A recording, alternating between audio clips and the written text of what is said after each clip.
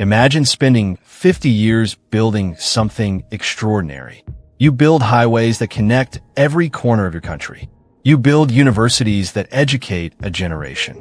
You build factories, financial institutions, and skyscrapers that announce to the world, we are here, we are serious, and we are not going anywhere.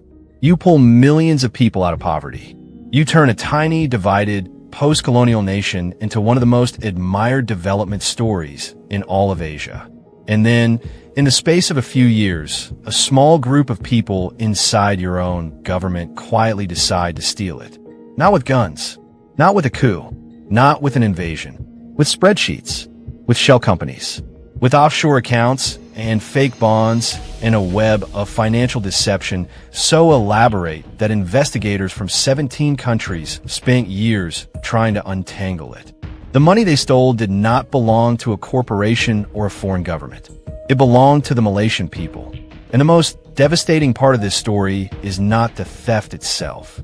It is how close it came to unraveling everything Malaysia had spent half a century carefully building.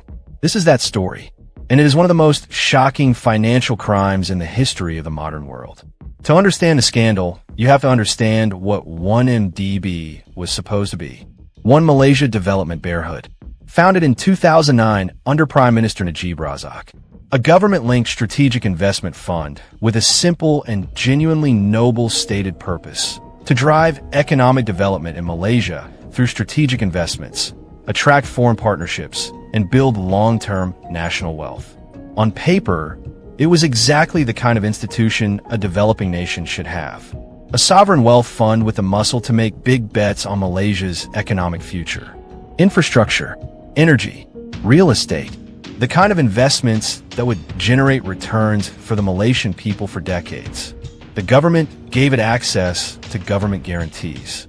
It could borrow money on international markets at favorable rates precisely because it was backed by the Malaysian state. And in the beginning, the fund made all the right noises.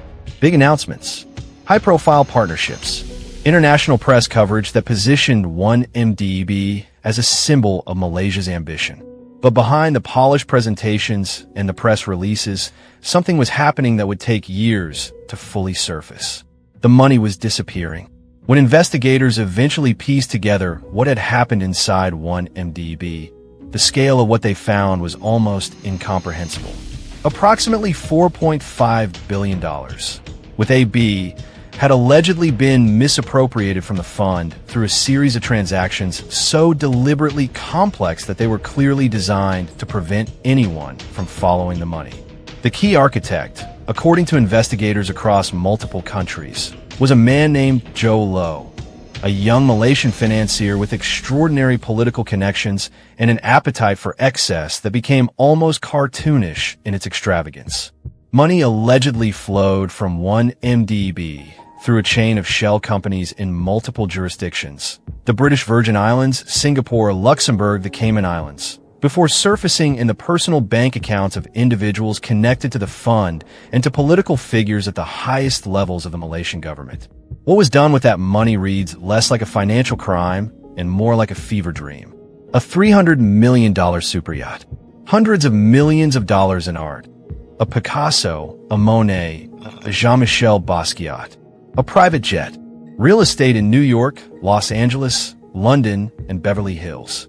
The financing of Hollywood films, including The Wolf of Wall Street, a movie, ironically, about financial fraud. Nearly $500 million allegedly ended up in accounts personally linked to Prime Minister Najib Razak himself. The Malaysian people were, in effect, paying for a super yacht they would never see in films they may never watch, while being told their money was being invested in their future. This is the part of the story that reveals the deepest structural damage corruption did to Malaysia, not the theft itself, but the system that allowed it to continue. 1MDB's irregularities were not invisible. Red flags appeared in audits. Questions were raised inside the government. Journalists began investigating. Malaysia Kini and the Sarawak Report, both independent media outlets, published detailed reporting on suspicious transactions years before any official action was taken. And yet, nothing happened. Not immediately. The Attorney General, who was reportedly preparing to take action against 1MDB, was suddenly removed from his position in 2015 and replaced with someone more sympathetic to the government's position. A parliamentary committee investigating the fund had its access restricted. The government-controlled mainstream media either ignored the story or actively attacked those raising questions about it. The Wall Street Journal published detailed evidence of alleged transfers into Najib's personal accounts. Rather than triggering an immediate investigation, the Malaysian government's response was largely to deny, deflect, and discredit. This was possible because 60 years of single-party dominance had created a political ecosystem where the institutions that should have provided accountability, the Attorney General's office, the Auditor General, the Parliament, the media, had been gradually weakened, politicized, or made dependent on the goodwill of the ruling government. Corruption does not just steal money. It systematically dismantles the structures that would catch it. And in Malaysia, that dismantling had been happening quietly for decades before 1MDB made it impossible to ignore. Here is the part of the story that does not get told enough. Malaysia fought back. In 2018, something happened that almost nobody predicted. In a general election that most observers expected the ruling coalition to win, as it had won every election for 61 years, the Malaysian people voted them out. For the first time in the nation's history, power transferred peacefully from one coalition to another through a democratic election. And the primary issue that drove that historic result was 1MDB.